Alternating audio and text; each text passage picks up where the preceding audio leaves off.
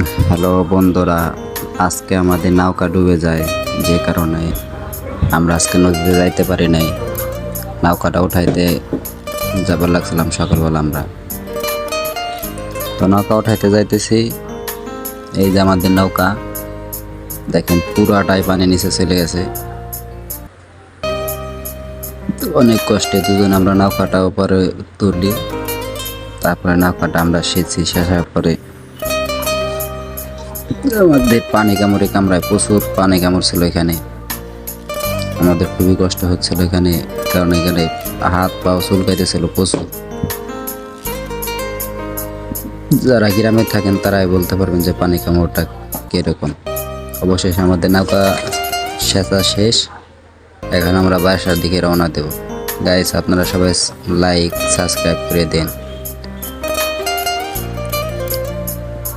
এটা হচ্ছে আমার বাস্তি, খুব চালাক।